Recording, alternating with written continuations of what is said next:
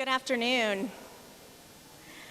Welcome to the 6th Annual Constitution Day celebration at Regent University.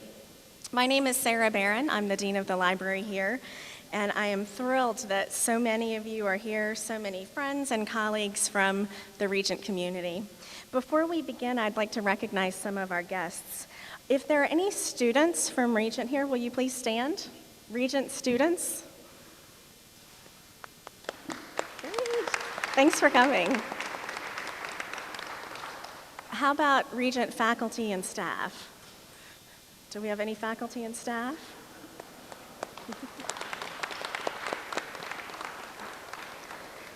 And do we have a few friends here from CBN? Oh, yes, we do. Welcome. Welcome from all the way across campus. How about any visitors from the local community? Anyone from off campus?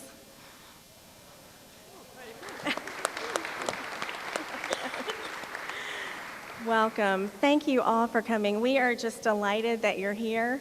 And for our visitors, please feel free to take a copy of Regent's wonderful Christian Leader magazine from the case right outside. Please do take one of these. It'll teach you more about our wonderful university. Constitution Day commemorates the formation and signing of the United States Constitution on this very day in 1787. This year's emphasis offers an exceptional platform for another celebration, Hispanic Heritage Month. The history of Latinos and Hispanics in the United States is wide-ranging, spanning more than 400 years and varying from region to region. The contributions of Hispanics and Latinos to the development and success of America are ingrained in many segments of the nation's history. Today's Constitution Day panelists will apply a Hispanic lens to the founding document of our nation, one that recognizes all who by birth, coming of age, or by naturalization are American citizens. I would like to introduce my colleague, Dr. Marcela Chavan Mafiuk, the director of the Center for Latino Leadership, to bless our food and to introduce Cindy.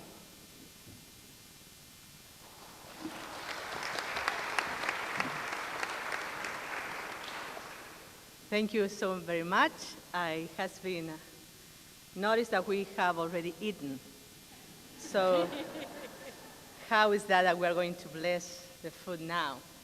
I have the answer for that, and the Hispanic culture, time is circular. So it doesn't matter that we have already eaten, we are going to bless the food. Please, let's pray. Dear Lord, thank you so much for your provision in this day. Thank you so much for sharing the food together. May your blessing be upon us as we share ideas, as we share food. In Jesus' name we pray, amen. Since its inception, the celebration of Constitution Day has included national simultaneous recitation of the preamble of the United States Constitution with the nation's schools and the military at home and overseas.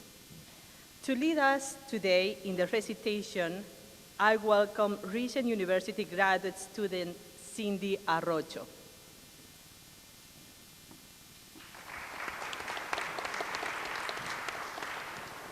Cindy Arrocho is a student in the School of Divinity, pursuing his Master in Divinity in Practical Theology, and is also a student at the GLE, pursuing her Master in Organizational Leadership. Hi, good afternoon. I ask that we can all please stand. You all have a little bookmark on your tables, and we are going to recite the preamble together. We, the people of the United States, in order to form a more perfect union, establish justice, ensure domestic tranquility, provide for the common defense, promote the general welfare, and secure the blessings of liberty to ourselves and our posterity. Do ordain and establish this Constitution for the United States of America. Thank you.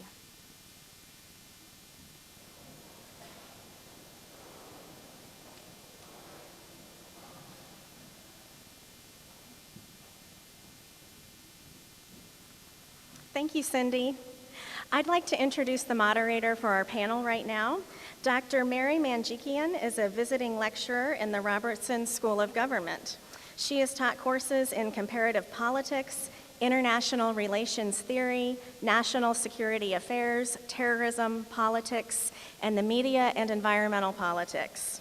A former Foreign Service officer, Mary has also served as assistant press attaché in The Hague, Netherlands, assistant cultural attaché for educational affairs in Moscow, Russia, and press attaché in Sofia, Bulgaria. Dr. Manjikian received a BA in Russian from Wellesley College, an MPhil from Oxford University, and an MA and PhD from the University of Michigan, where she was a Rackham Fellow. Dr. Manjikian is going to help keep our panelists on track today and our Q&A. Dr. Manjikian? Well, thank you so much, all of you, for coming. We have a wonderful group of panelists today to speak about the history and the legal aspects of the Constitution, as well as contemporary issues. Each speaker is going to speak for about 20 minutes, and then after all of the speakers have spoken, we will have about 15 minutes for questions, and we'll be bringing a microphone around. Our first speaker is Pete Barron over here in the revolutionary costume. Mr. Barron is a firefighter in San Antonio, Texas, an active genealogist, and current president of the San Antonio chapter of the Sons of the American Revolution. He is currently working with the publication Somos Primos on a series of articles about Revolutionary War patriots of Spanish origin. Somos Primos is a publication dedicated to past and present articles, events, and information concerning Hispanic heritage issues. The editorial focus of the publication is to connect present-day situations to its historical foundation. Next, we will hear from Emily Summer, who is an immigration attorney at Chala Law Offices in Richmond with a focus in university immigration. She speaks Spanish, having lived in Salamanca, Spain, and regularly advises clients on complex immigration matters in their native Spanish. Ms. Sumner is also co-chair of the Immigrant Outreach Committee, a division of the Virginia State Bar dedicated to educating other lawyers on legal issues relevant to the immigrant community. Her presentation is sponsored by the Virginia Credit Union and the Virginia Latino Higher Education Network Lecture Series. VALHEN is the only statewide nonprofit 501c3 organization serving as a networking structure to support, promote, and advocate for Latino success and advancement in higher education for the benefit and betterment of the Commonwealth of Virginia. This presentation is part of a series of VALHEN talks occurring on university campuses across the strait. For more information about VALHEN, please see the back of your program. Hugh Valverde is an attorney at law who's going to be speaking on contemporary issues. He graduated with honors from our own Regent University School of Law, where he served as a senior editor of the Regent University Law Review. Prior to attending law school, he earned a master's degree in environmental management from Duke University and a Bachelor of Science degree from the College of William and Mary. Hugo has published articles in the Journal of Coastal Research and the Journal of Coastal Management. He is a member of the Virginia State Bar, the Hispanic National Bar Association, the American Immigration Lawyers Association, and the Hampton Roads Hispanic Chamber of Commerce. He currently serves as co-chair of the Immigrant Outreach Committee of the Virginia State Bar Young Lawyers Conference and a legal advisor to the Illegal Immigration and Crimes Task Force of the Virginia State Crimes Commission. So we will go ahead and get started hearing from Mr. Pete Barron.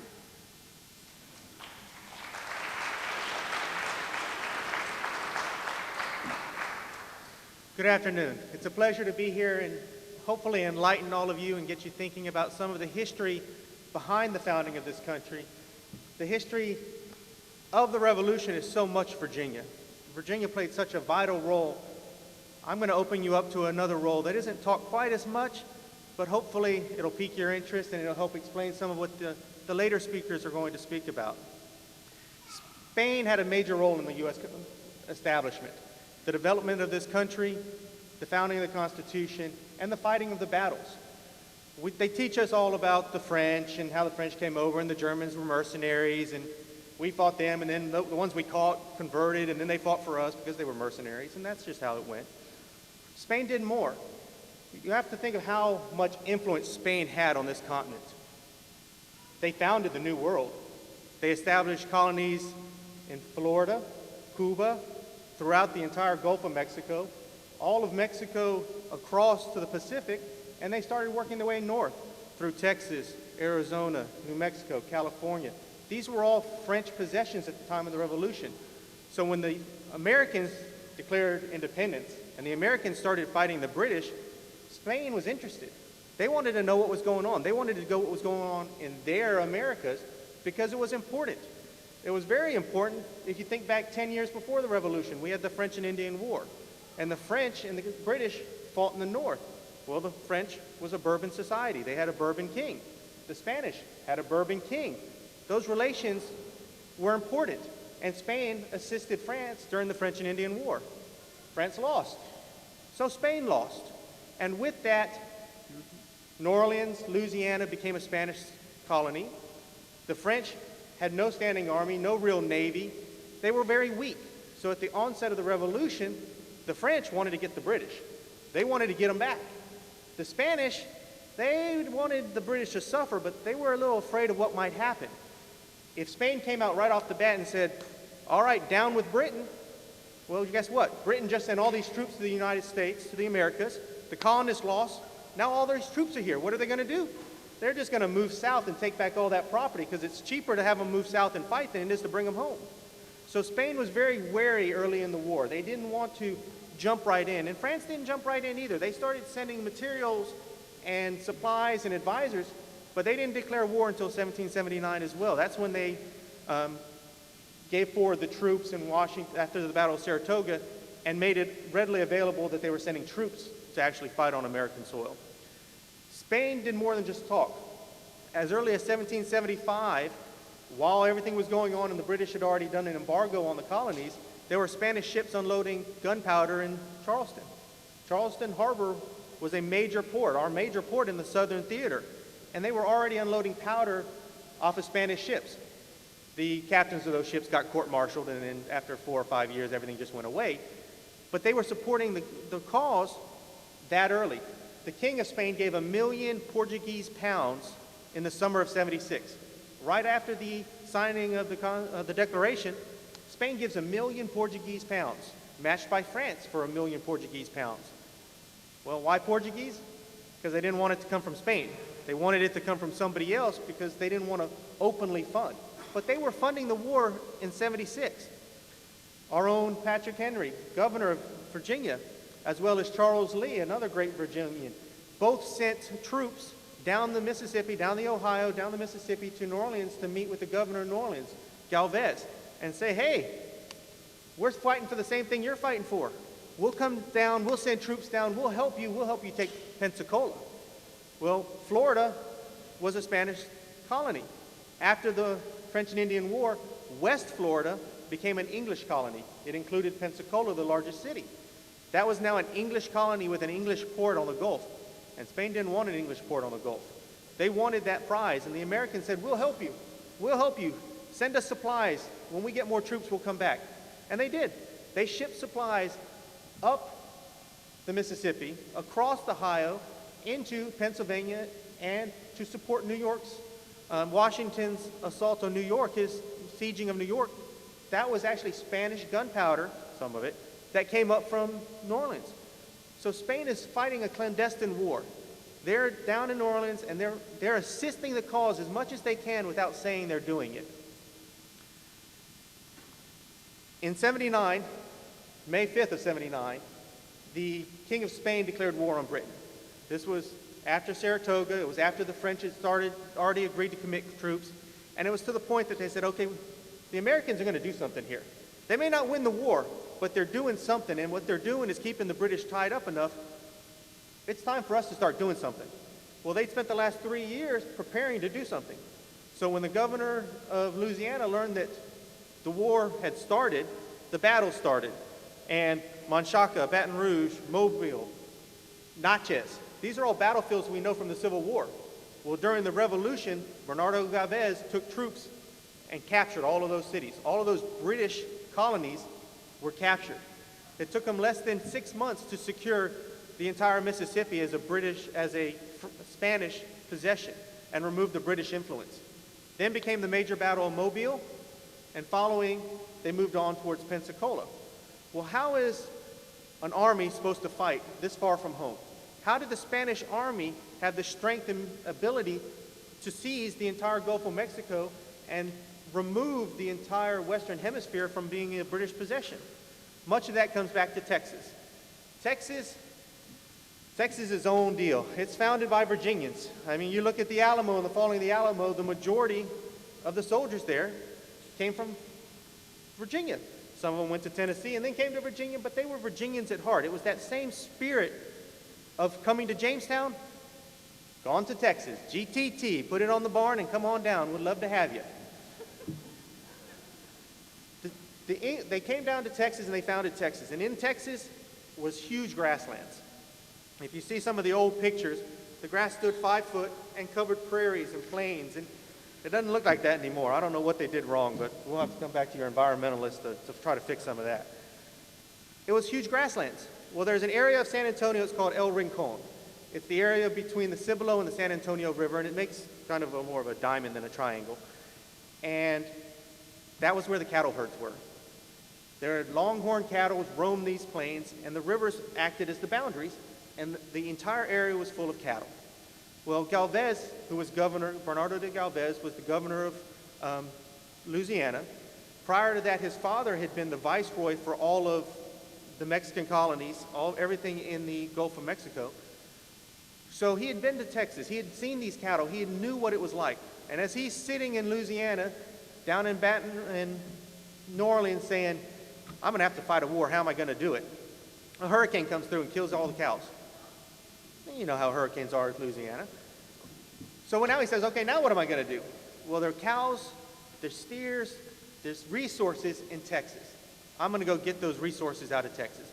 So they pass a law, because there had previously been a law saying you couldn't sell beef out of Texas because they didn't want to affect other markets, government playing government.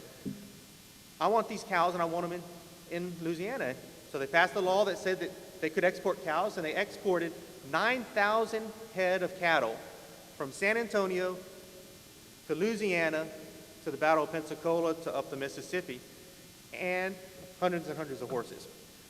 That is the army food. That is the supply train that allowed Galvez's army to be so strong, to be able to move across the Gulf, to be able to take Pensacola. When Galvez attacked Pensacola, he had over 8,000 troops. With those 8,000 troops, there were French and there were American. There was a contingent of Continental Army at the Battle of Pensacola. Side by side with the Spanish troops, they took Pensacola. They took Pensacola before the fall of Yorktown. Let's look at Cornwallis. Cornwallis was down in South Carolina. He was trying to open up an additional front for the British. He was trying to take those loyalist resources and bring them north. And he received orders, go fight the Spanish.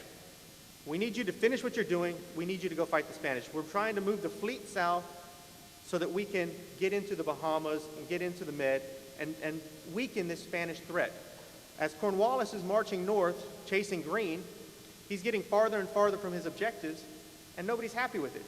They want him out. They don't want him marching across North Carolina and Virginia. They want him on a major battlefield facing a threat. And that's when he's ordered to Yorktown. He's ordered to Yorktown to be put on boats and taken down south to fight Pensacola, to secure the Bahamas and Bermuda and Jamaica. Well, he didn't make it. Obviously, he didn't make it, and thank God he didn't make it. Part of the reason he didn't make it was because the French fleet protected the British fleet from going south and making that type of connection. Bernardo Galvez continued to fight in the Mediterranean. After Yorktown fell in October of '81, he fought the Battle of Bahamas and took the Bahamas in '82. The war didn't end at the fall of Yorktown. We all think of it as the last engagement, and it really was the last major engagement on the Americas. The largest engagement after that was about 1,200 individuals, and it was mostly Indians. So if you think of the last major engagement of the war being Yorktown, what happened after that? Why did it take from 1781 at Yorktown to 1783 to have peace? Well, during this time, there was a global war going on. Bernardo Galvez took the Bahamas, landed troops and took them. He was preparing to take Jamaica. He was going to remove all British influence in the Americas. They had already lost the war on the continent. Well, Bernardo's army and the Spanish army were in the process of wiping them off of the Western Hemisphere. Battles were continuing to be fought in other places. Holland was actually a combatant in the Revolutionary War. We don't talk about Holland either, but that's beyond our scope today. They didn't do that much. But what mostly was New Guinea. They were fighting in the spice world. They were fighting in India. They were fighting in the Indian Ocean. All of these things were part of the establishment and control of the world. The British were the largest, most powerful army at the onset of the Revolution. By the end of the Revolution, they weren't. And it was because of our allies. It was because of the influence from the world who came in and fought on our side, not truly just to benefit us, but to weaken a common enemy, that we move forward. So as we look at what these individuals did, it's amazing. Bernardo Galvez knew Washington. He was at Washington's side during the inauguration. He came to Philadelphia and watched our first president get inaugurated. Our president, our founding fathers knew of the influence Spain had in this war. They knew they helped to found this country. And what we need to do is make sure that Hispanics, Latinos, Tejanos, everybody now knows that it was their ancestors. It was the Spanish people that worked hard alongside the French, alongside the Germans, alongside the original colonists to establish this country. They aren't immigrants into this country now. They aren't coming here now without heritage. There is a Spanish heritage here, and it goes back before the Revolution. It goes back to fighting side by side with Continentals to remove the British from these lands.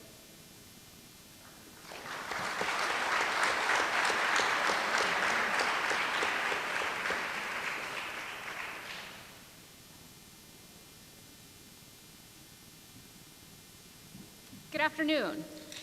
I'm going to be serving as the link between Peter's presentation and Hugo's presentation, kind of focusing on the history of the law as it relates to the Constitution. More specifically, I'll be focusing on Supreme Court cases that have either involved Hispanics or that directly affect Hispanics, specifically the constitutional cases that Supreme Court has considered. Why is the law important? Why is it that we need to focus on this, especially with all of the issues that are affecting us today? That's because the U.S. legal system is based on the British system, which is based on common law.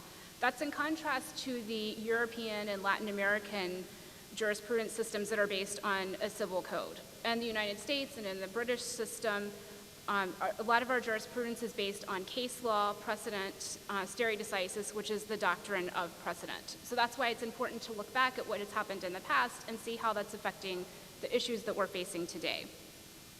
The Supreme Court is usually the final arbiter on constitutional issues. The way that a person can challenge any decisions that the Supreme Court has made on constitutional issues is either by having a subsequent case before the Supreme Court, in which case the previous ruling could be overruled, or by constitutional amendment. In 1966, Lyndon B. Johnson said this about the U.S. Constitution: "It is the genius of our Constitution that under its shelter of enduring institutions and rooted principles, there is ample room for the rich fertility of American political invention." So what does that mean? I take it to mean that we have the Constitution is our framework for jurisprudence here in the United States. It's been in effect for over 200 years, and it serves as kind of the legal environment in which subsequent law has been shaped. However, within that framework, there's a lot of room for interpretation, as anyone who's looked at Supreme Court cases or even other cases has been able to see. So I'm going to touch on 4 of the cases. Obviously, this is just the tip of the iceberg as far as cases even that directly affect Hispanics in the United States goes. The first I'm going to touch on is De Cañas v. Vica, which was decided in 1976. This case focused on the supremacy clause of the Constitution, which is in Article 6. The supremacy clause says that the Constitution, federal laws, and treaties that the U.S. enters into is the supreme law of the land. States, of course, can have their own laws, and of course they do, as we all know, but those laws cannot contradict what the supreme law of the land says. The issue in this case was that California had a labor code, specifically Section 2805A, that prohibited employers from knowingly employing undocumented foreign nationals to work if that employment would negatively impact the employment of U.S. workers, lawful residents or citizens in the U.S. So the issue in this case was whether this particular part of the California regulation was unconstitutional, whether it was an attempt to regulate immigration and naturalization, which is a federal matter, or whether it's preempted under the Supremacy Clause. The finding in this particular case was that just because foreign nationals are subject of a state or the subject of a state statute doesn't mean that that state regulation is necessarily a immigration regulation. The court said that even if it has a speculative or indirect effect on immigrants, that doesn't mean that it's unconstitutional. The court also said that Section 2805A, California's labor law, is within the state's powers to regulate the employment relationship to protect workers within the state of California. So in other words, the court in this particular case focused not so much on the fact that it affects immigrants, but rather on the fact that this was an attempt by California to regulate the employment relationship. The court said that the law was consistent with any pertinent federal regulations and laws, and it was not an intent to regulate immigration. What does this case do for us? What does it mean now? At the very least, it opens the door, or perhaps leaves the door open, for the fact that there can be state laws that do have some sort of relationship or effect on immigrants within states. And I'm sure that Hugo will be talking about that more in his portion of the presentation, but as we can see today, there are numerous state laws, both within Virginia. Arizona is a perfect example of the laws that have come into effect, and that's very much a hot issue today, is this balance between the supremacy clause of the U.S. Constitution and the fact that immigration is a federal law versus the state's ability to make their own regulations. The second case I'd like to focus on is U.S. v. Brignoni-Ponce, which was decided in 1975. This case is about the Fourth Amendment and specifically the search and seizure clause. The search and seizure clause of the Fourth Amendment says that search and seizure can be done, but it must be done with warrants that are issued by a magistrate, and it must be supported by probable cause, and that all searches and seizures have to be reasonable. Of course, it's not practical in all situations for a police person to obtain a warrant before they conduct the search and seizure, so there are several exceptions. For example, there's the open fields exception, the hot pursuit, plain view, the Terry stop exception, in which case a police person can pat down a suspect to detect any weapons that may otherwise threaten their life. In this particular case, it occurred near the border between Mexico and the U.S. The Border Patrol agents were riding around in their cars, kind of roving the streets. This was not a checkpoint situation. But they stopped the car that Mr. Brignoni-Ponce was in. They questioned him, and they determined that there were undocumented foreign nationals in the car. And they arrested Mr. Brignoni-Ponce for knowingly transporting illegal immigrants. The police officers later said that their sole reason for stopping the car was because the occupants of the car looked like they were Mexican. At the criminal trial, Mr. Brignoni-Ponce's attorney tried to suppress the testimony from the police officers about the passengers, saying that they were the fruit of illegal seizure. So the issue here is whether a roving patrol car can stop a vehicle in an area near the border and question the occupants when their only grounds for stopping the car is that the occupants appear to be Mexican.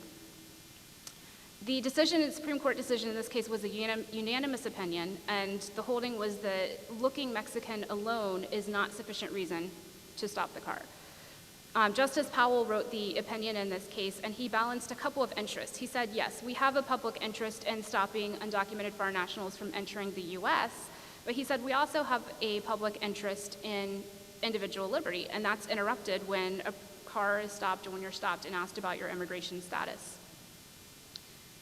He also said, or the Supreme Court in this case also decided that because there is an important government interest, which is stopping illegal immigration, when an officer reasonably suspects, and that's important, reasonably suspects that a car contains undocumented immigrants, that the police can stop the car, they can ask about the immigration status. But any further detention has to be by consent or by police people having probable cause.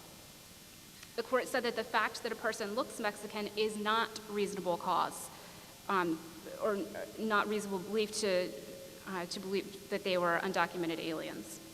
So what's the significance of this case? The holding, of course, is that looking Mexican is not sufficient cause alone to stop a car or to believe that a person has violated any law. But the court did mention that this can be one of several factors. I think that this is an important case to take into consideration when we look at the laws that have come up in Arizona and the proposals that have come up even now in Virginia. The next case I'd like to focus on is Plyler v. Doe, which was decided in 1982, and this involves the Equal Protection Clause of the 14th Amendment. In this particular case, the state of Texas was providing free public education for children, but the state allowed school districts to charge tuition for undocumented students. In fact, the school district in Tyler, Texas, was charging $1,000 per year per child for undocumented students.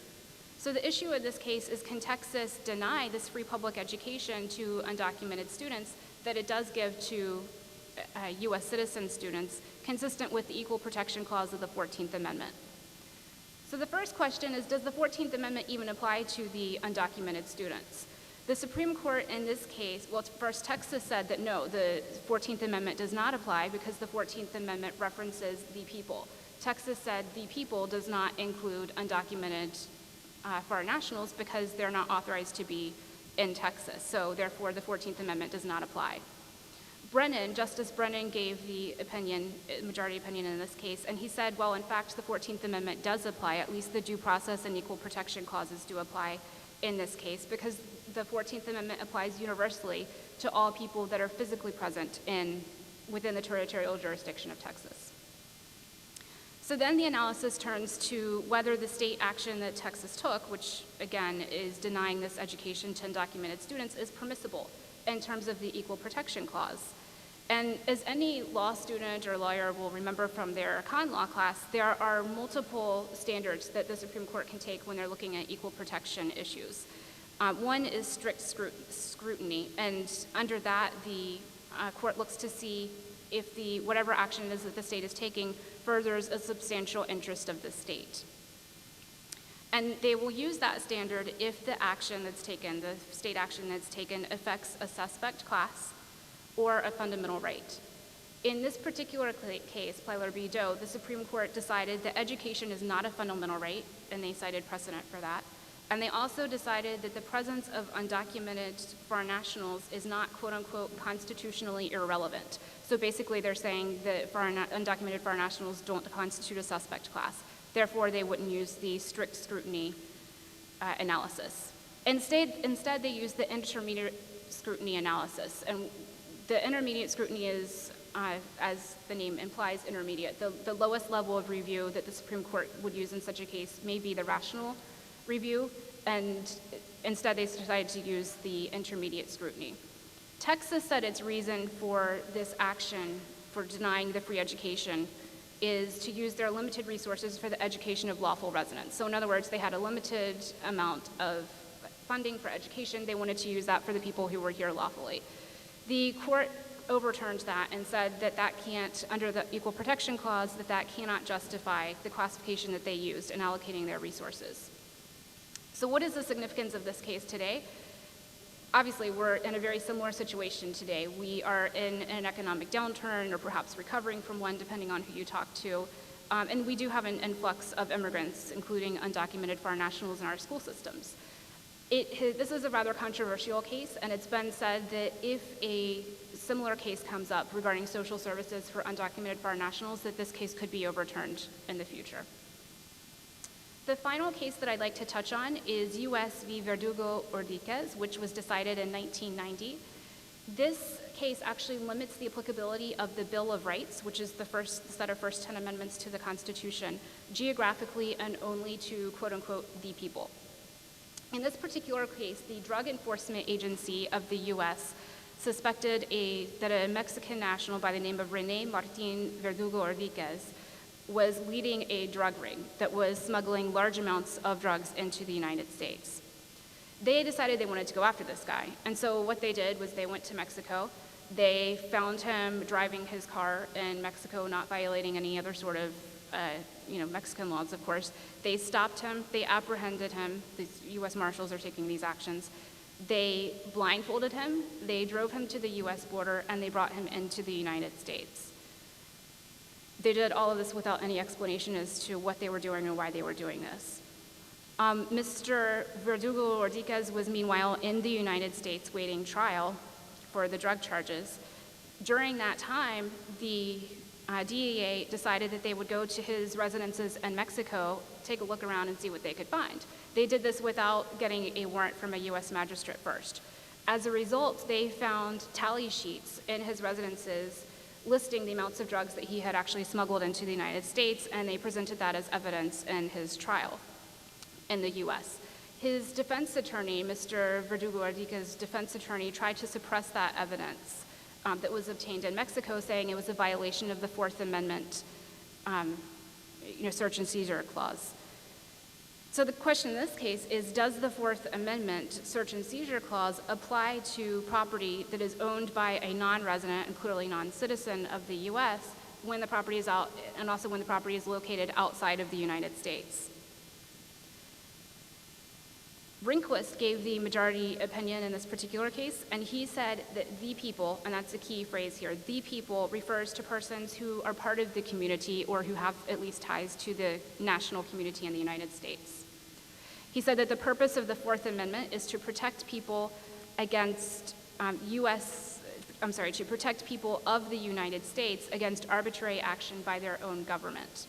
He did distinguish Plyer v. Doe, which we talked about just a minute ago. He said that foreign nationals in that particular case, the students in that particular case, were at least in the United States, and they did enjoy significant ties to the U.S. So what is the significance of this case? It calls into question at least the applicability of at least those parts of the Constitution that reference the people. And as we've seen through these cases, a large number of the amendments reference the people. Subsequent lower court cases following this case have also limited the applicability of the constitutional protections to, at least to undocumented foreign nationals and the U.S., which can lead to further questions and doubts as to what their rights are.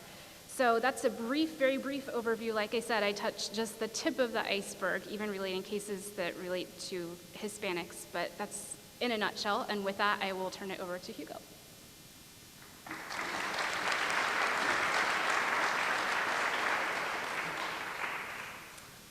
Thank you. Just one point of clarification before I start. I was introduced as being a co-chair of the Immigrant Outreach Committee of the Young Lawyers Conference. That was a past role. I'm now too old to be part of the Young Lawyers Conference, so I had to clarify that. And also my role as a legal advisor in the Illegal Immigration Task Force, that's also a past role. So just a point of clarification. One thing that brought to mind during Peter's presentation, I spent some time living in Louisiana after I graduated from Regent. I was working with the Department of Justice and the Immigration Court. And it's a different culture down there in Louisiana. There's a French culture, French influence, but I also quickly noticed that there was a Spanish influence down there, which was very surprising when I first got there. I would look around and I would see some of the signs of names, and there was like Manuel, Rosas, and I was like, where is that coming from? And I started to kind of get exposed to that when I was there. One word that they used down there that I thought was interesting was lanyap. Okay, it means a little something extra. It's something that people commonly use down there in the Cajun parts of Louisiana. And so I was kind of intrigued by that term. And I did a Wikipedia, online, and it actually came from a Quechua word called la ñapa, which is it means a little something extra, but it's a Quechua word. Quechua is from the Andes, in Peru and Bolivia and Argentina, and so after that, I was in Peru visiting my family, and I was at my uncle's house having dinner, and so I asked him about this, like, hey, have you ever heard of the word la ñapa? I was like, what is that? He's like, oh yeah. He's like, yeah, I would go to the market with my mother, and we'd be there shopping, and she'd buy something, and she would say, where's my la ñapa? And she would throw in a little something extra. So it kind of came full circle for me there, this idea of talking about, the Spanish being here, having a very long presence here in our country. Well, I've been asked to speak about contemporary issues through a Hispanic lens, and I've decided to speak on two contemporary issues that I believe are very important to the Hispanic community. The first one is education, and the second one, obviously, is immigration. But as Emily pointed out, the Constitution has been used to protect access to education for the immigrant community, for the Hispanic community here in our country. But education is an area of particular concern in our country for Hispanics. Education is generally seen as a good thing, right? It's if people are educated, good things come from that for our society. It's for the common good. I mean, people who are well educated make significant contributions to society, so society can advance. Innovation, ideas come from that. I mean, some of the greatest discoveries have come from people who are educated. Well, researchers have identified a very significant educational attainment gap for Hispanics in our country. And the statistics are pretty astounding. What I mean by educational attainment gap is that Hispanics don't tend to get as far educationally as other groups in our society. And this is surprising because the surveys show that Hispanics, out of all the groups in our society, think that college education is very important. If you do the surveys, they say 9 out of 10 Hispanics say, hey, college degree is important to advance, to get ahead in life. But you look at the numbers and it breaks down. It just breaks down. It doesn't add up. Because out of all the groups in our society, they're the least likely to go to college. Okay, if you look at the high school dropout rates in our country, they're around 17% for Hispanics. That's about double the rate for blacks and triple the rate for whites. Okay, pretty significant difference. This is all from the Pew, these statistics are from the Pew Hispanic Center, the Pew Trust, some of the research that they do. If Hispanics go to college, they also have the lowest college completion rates. Okay, it's 51% compared to 59% for white students. Only 12% of Hispanics ages 18 to 25 actually attain a bachelor's degree or a higher degree. And that's compared with 31% for the general population. Now, if you look at my profession, only 3% of lawyers in our country are Hispanic. And there's not many Hispanic attorneys here in this area. And I'm frequently reminded of this sometimes when I go to court here locally. And I walk up to the front where all the attorneys sit, and the judge asks me, oh, are you the interpreter? The attorneys ask me, are you here to interpret? I'm like, no, I'm here, I'm an attorney. That's happened on more than one occasion. Okay, sometimes it's a little humiliating, but I have to understand that seeing an attorney, a Hispanic attorney, is kind of rare. Okay. Now, what are the reasons for this? Well, the studies say there's many obstacles. Some point to language barriers, culture. Financial seems to be a very large one. The cost of education here in the United States is fairly high. I mean, it's incredible. And it's very difficult to get a college education here without assuming a large amount of debt. Okay, and that's been coming out in the forefront, right, during this economic crisis that we have, and people have a very large problem with debts, and some of those, a large part of that debt is student loans. But it's also cultural. These financial issues are also cultural in that one surprising statistic that I saw was that Nearly 2/3 of Hispanic immigrants, younger Hispanic immigrants here, send remittances back home to their country. Why is that? Well, it's because in Hispanic cultures, there's this very strong tie and obligation to family. And so if they're here, they feel a very strong obligation to send money back home, to remember their family, to remember their parents, to remember their children, to remember their wives, whoever the family member may be.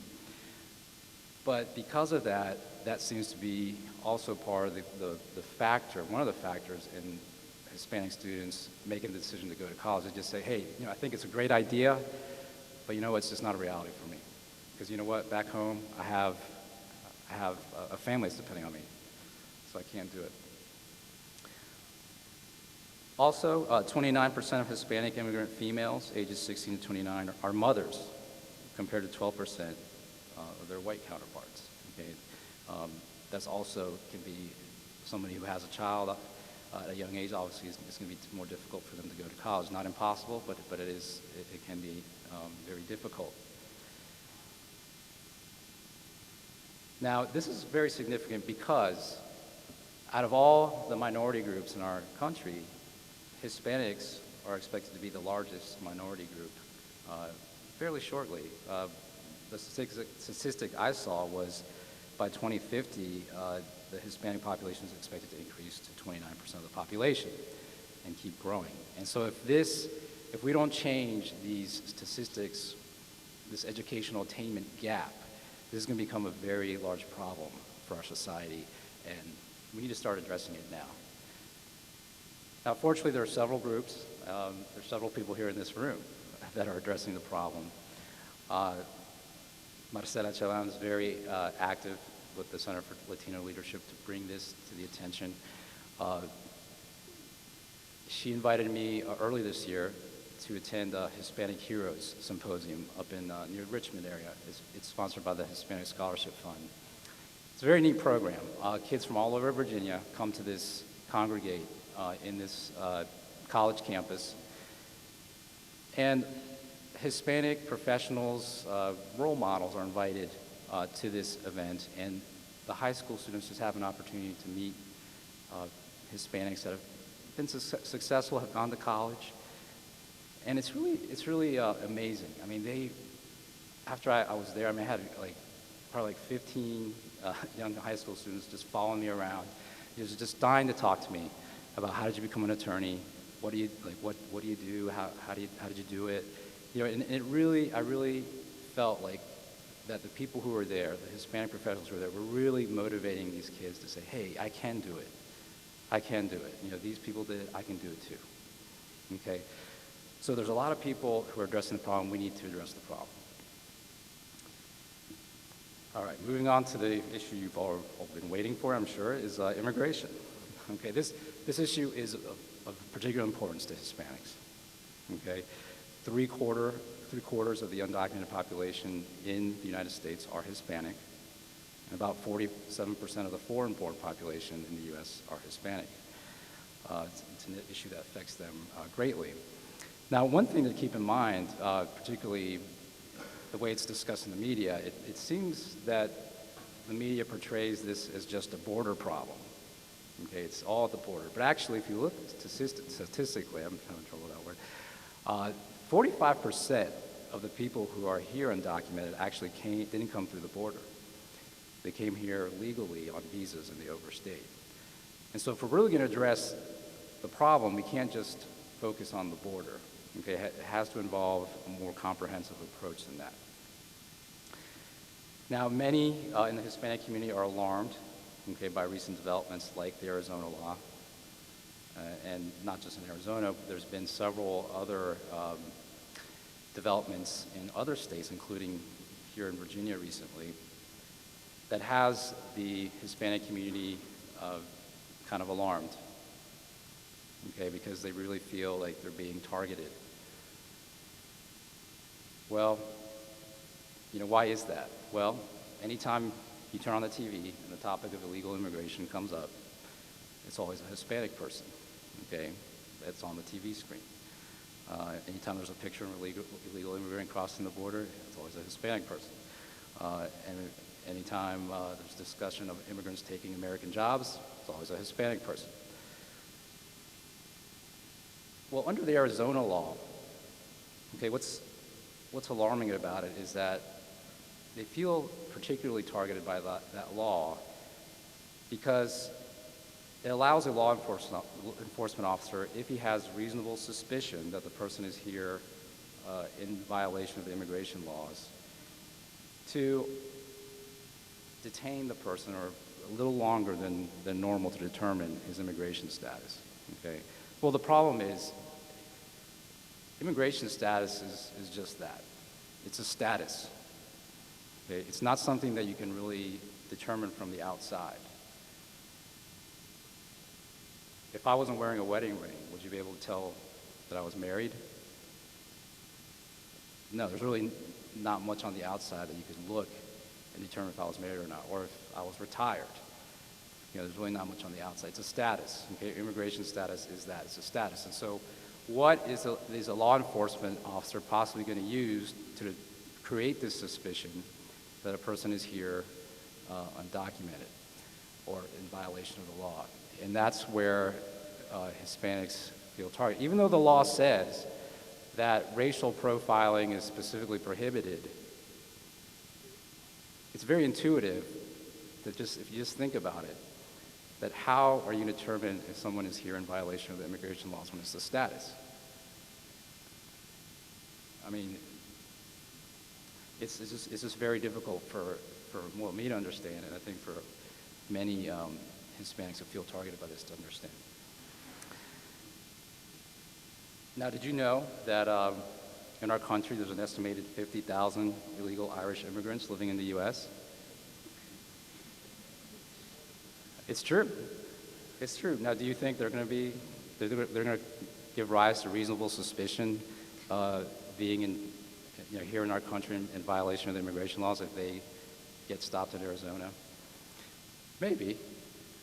Maybe not, but I mean, you see where I'm getting at here? This is why the Hispanics are particularly concerned with that law.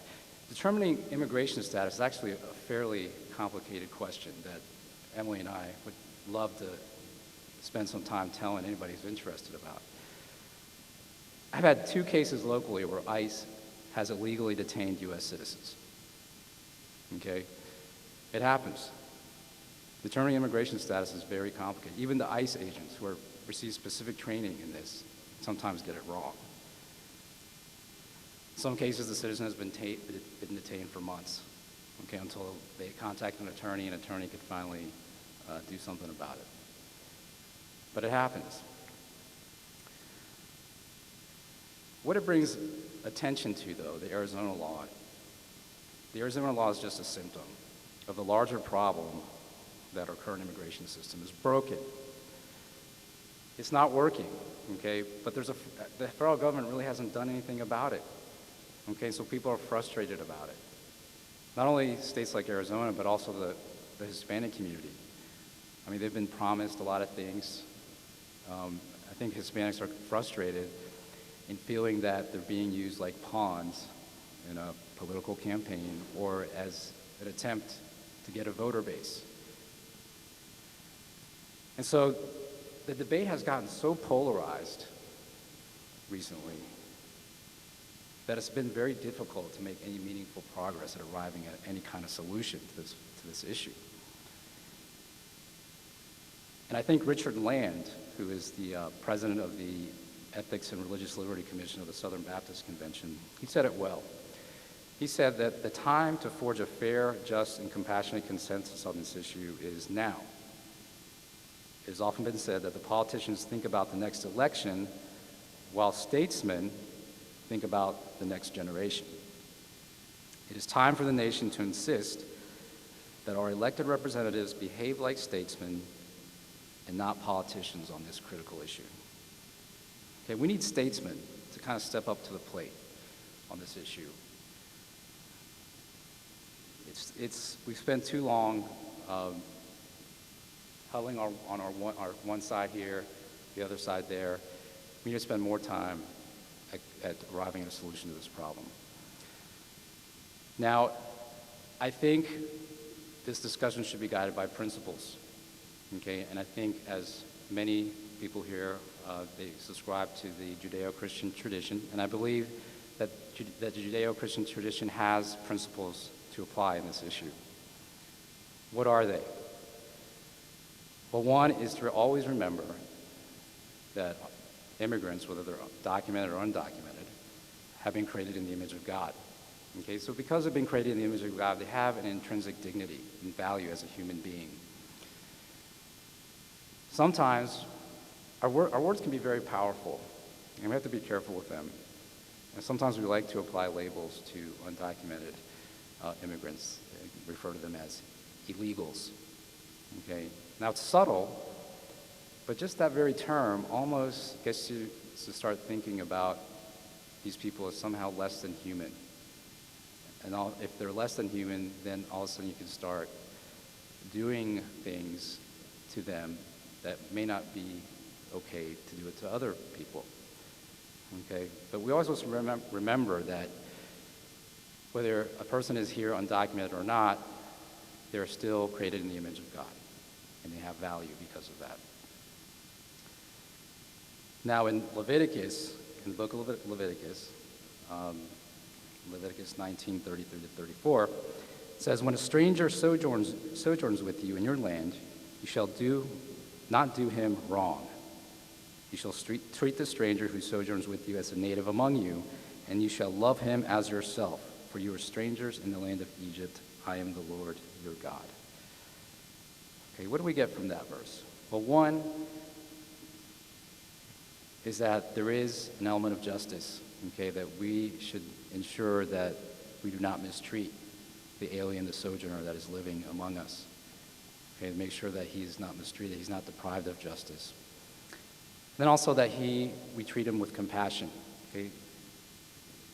This scripture says that we should love him as ourselves. Okay, and remember that we were once strangers. Now in this case, God was reminding the Israelites that they were once strangers in Egypt. But in our situation, if we are Christians, it would say something like, well, remember you were once aliens to God, and you were shown mercy. Okay? In Ephesians it says, you were once far from God, but now you have been brought near through Jesus Christ. And so remembering the mercy that God has shown us, we should think about maybe showing mercy to the sojourner, the alien who's living among us. So justice and compassion. But at the same time, if we look in the book of Romans, Romans 13:1, it says, "Everyone must submit himself to the governing authorities, for there is no authority except that which God has established." So as Christians, we should also ensure that the rule of law is always exercised. So with these principles in mind, what are some solutions that maybe might be consistent with that? Okay, one is, I think securing the border definitely is consistent with the rule of law. Also, employers who violate the law, we also need to ensure that they comply with the law as well. Some employers really take advantage of immigrants here in our country. It also may involve some type of earned legalization, okay, not amnesty, but earned legalization. And what I mean by that is not giving anybody like a free pass, but putting some requirements there that, well, maybe they need to do some things first, maybe pay fines, maybe learn English. I mean, we can discuss that, but I think some type of earned legalization makes sense because it is earned, and it kind of captures that idea of justice, and also in allowing them to obtain a legal status is also compassionate. There's also right now a severe problem with backlogs. Visa backlogs are just keeping families apart. Okay, somebody who's here legally sometimes has to wait, depending on which country they're from, maybe 20 years. Okay, I've seen cases where the wait has been so long that the original petitioner died. And then technically under the law, that petition also dies with the petition, and the person has to start all over. It's heartbreaking. And we also need to address the problem of flows. Okay, right now, Emily and I were talking about this before we started, it's so complicated for an employer to bring in a worker legally here to work in the United States. And there's just not any available options to do so, or they're very limited. And one example of where that might, or an example of how that might be affected, is that there was a Braceros program that was passed in the 1950s in our country that allowed people from Mexico to come to the U.S. to work in agriculture. And when that program was established, it reduced apprehensions at the border by 95%. Okay, so I think addressing the problem of flows is also a key to addressing this issue.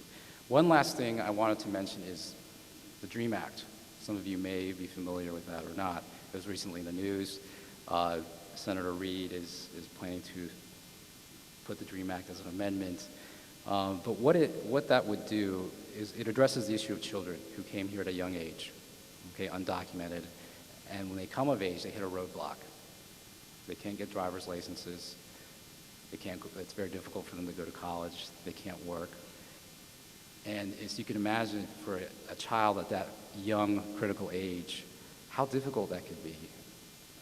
You know, how that's going to affect them psychologically, emotionally, that this country that they so desperately want to be a part of, and they feel a part of it, many of them can't even really speak Spanish, that it's just close the doors on them.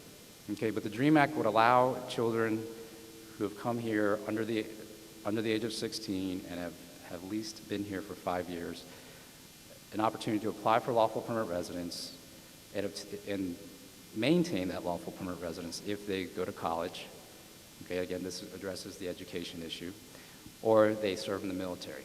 Okay, to me, it seems to make sense, and I encourage you to look into it, and if you feel so led, perhaps call your elected representative and ask him to support it. Thank you very much. I would like to comments, particularly from Ms. Sumner with her analysis of the Supreme Court, as to if you had any comments regarding state constitutions and the role that they might play.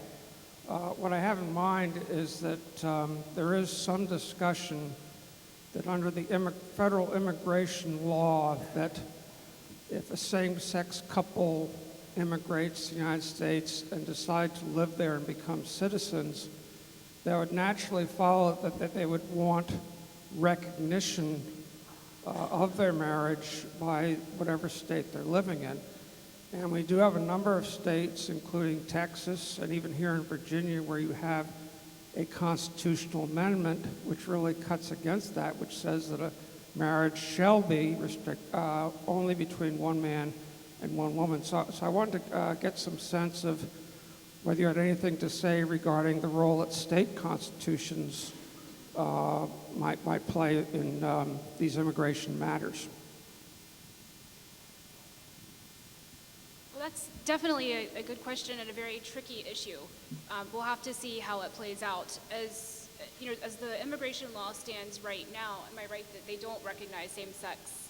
You can't immigrate on the basis of same-sex marriage right now. So right now, it's not an issue. If that did change in immigration law, it would be very difficult because, in order to, one of the ways that you can immigrate to the United States, of course, is through marriage to a U.S. citizen or to a permanent resident, but that marriage has to be recognized. So do you have any sense of how that might play out? It would be this gross entanglement between state law and immigration law.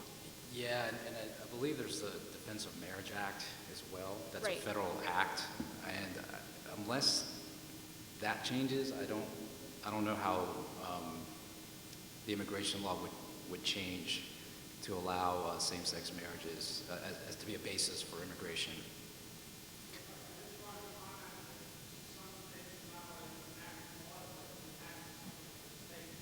Excuse me.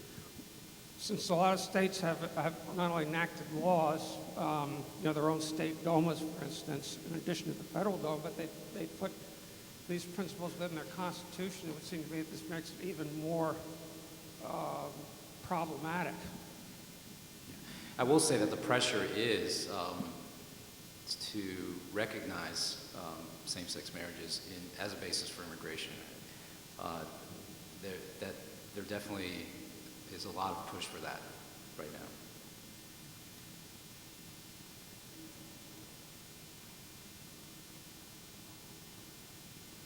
Do we have other questions? Yes. It's kind of like a comment and a question. Hugo, you mentioned that the military has a system by which they can allow people to become legalized by being members of the military. If I remember right, there was a young man, there was a gentleman by the name of Rascon who was brought over to California undocumented by his parents as a child. He grew up thinking that he was an American, went to the recruiters during the Vietnam War, went to fight for the war, and then they discovered that he was undocumented. Not only was the Army able to help this young man to become an American citizen, but later he received the Congressional Medal of Honor. So it's kind of ironic that a service or a component of our government is able to make and help someone to make the transition, yet the federal government hasn't been able to make that streamline. How is it, and I don't know if it's an unfair question to you, but how is it that the military can do this and the rest of the country seems to have problems? Well, actually, in the Immigration and Nationality Act, it does allow, if the person is undocumented and they serve in the U.S. military in a time of armed conflict, they can become a U.S. citizen. That is allowed under the Act. Now, I think the general policy, though, for the military is only to accept people who are lawful permanent residents. There was a pilot program that was created about a year ago. It was a limited one that allowed people who are here on some kind of non-immigrant basis to come into the military, and then they could become U.S. citizens through that route. But I don't believe that program has been renewed. And with the DREAM Act, that hasn't been approved yet. But there is a provision in the Act right now that theoretically, if an undocumented person is admitted into the military and serves in the military honorably during a time of armed conflict, which right now it's the war of terror, on terror, that it's possible. But I think it's very limited right now because I think the policy for the military to accept people who are undocumented is not to accept them. That is happening regularly. We have ceremonies in San Antonio almost monthly where soldiers are being given their citizenship. So it is ongoing, at least down in our area. Yes.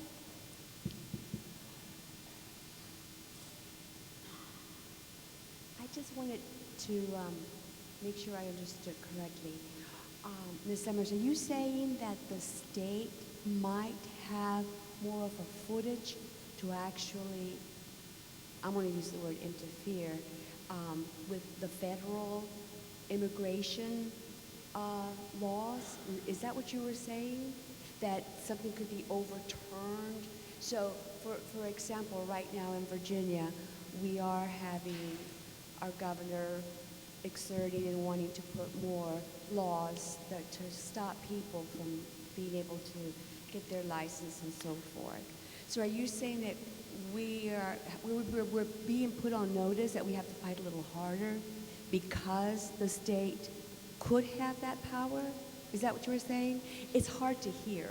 Yes. No, the state does not have the power to regulate immigration or nationality laws. What they do have the power to do is to, and that was, I think, the point of the De Cañas case, was that they do have the power to enact regulations that might have as a byproduct, might affect immigrants, but no, they cannot regulate immigration and nationality law.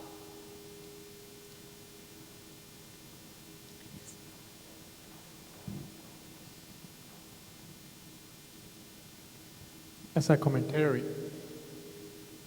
we, Hispanics, we came to this country, in our case, we came in because we are the result of whatever America did in the past.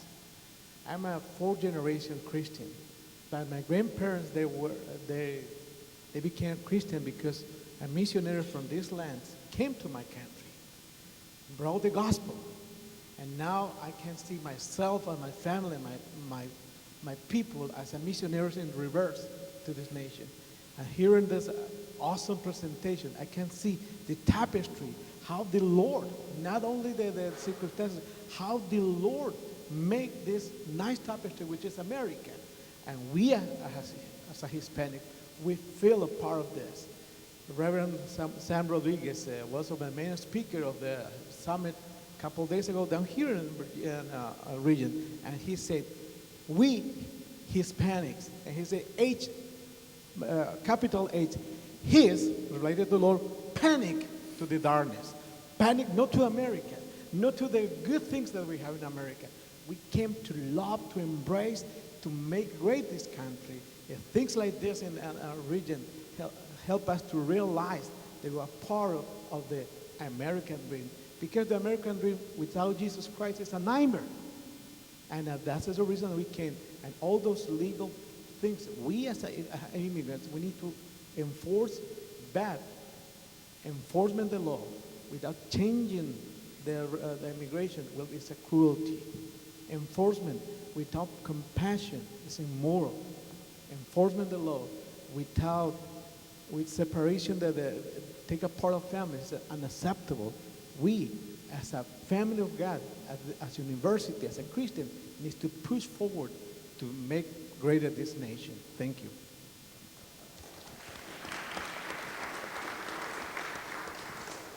We have time for one final question, if anyone has one. Yes, Emily, the case you present about this Texas school system, Texas school system trying to charge tuition to undocumented students, called my attention regarding, now today in Virginia you are undocumented, you cannot study in a public university probably, because you will be using resources from the government.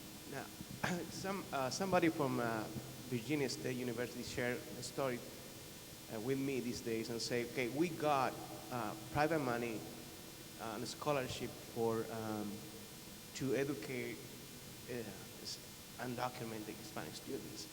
And we came and I say, we are going to enroll these students, and that was denied because say, well, even when you're using private money, still you are using the facilities of the state of Virginia to educate people. I don't know if there's a relationship between the cases, probably not, but what is your take on that? Sure. In my view, there's not a relationship. It is a related issue, but the case of Playa Vido was relating to the basic education. And the court said that they didn't say it's a fundamental right, but they acknowledged that a basic education, which would not include higher education, was very important. So that's kind of how it's distinguished. But to answer your question, as far as I know, in Virginia, and I'm special counsel to the Virginia Attorney General for Immigration Law, so we advise them and Chev and some other organizations on this matter. It's, each individual university can develop their own policy as to whether or not they'll admit a student. I know that for tuition purposes, undocumented students are treated as out-of-state residents, and so they would have to pay the out-of-state tuition rate. But as far as the admission policies, as it stands right now, that's up to each individual university.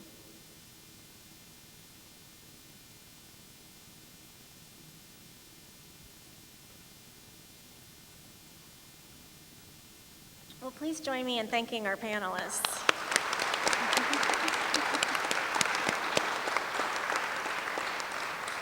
And thank all of you for joining our 6th annual Constitution Day celebration. I also want to thank Cindy Aracho for leading the recitation of the preamble. Thank you very much. And I'd like to thank Mrs. Ellen Beeman, who's up here for the bookmarks. She provided these for us. I'd like to thank our moderator, Dr. Manjikian, our panelists, and also our logistics committee. If you were on the committee, please stand. Carol Sheets was the chair of our committee. Joe Joins, Bill McGee, Shannon O'Leary, Don Gantz, Angela Madsen, and Shanna Sandin. Thank you so much, Logistics Committee. You don't know what they had to do to get these churros and buñuelos, but they got them. I hope that you enjoyed them.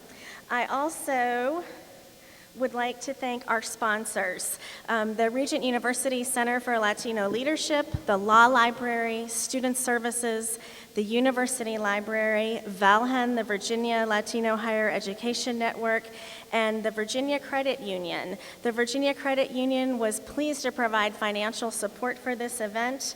They're a nonprofit financial collaborative with more than 200,000 member owners, and it's one of the largest financial institutions based in Richmond, offering convenient and secure online banking. So we would like to thank them as well. Before we close, we do have a couple of door prizes, so as you get up to leave, if you have a bright green dot on the bottom of your chair, you are one of the 5 door prize winners. We have a book that we would be happy to give you. And all those people who left early, you get to look under their chairs. Thank you, everybody. See you next year.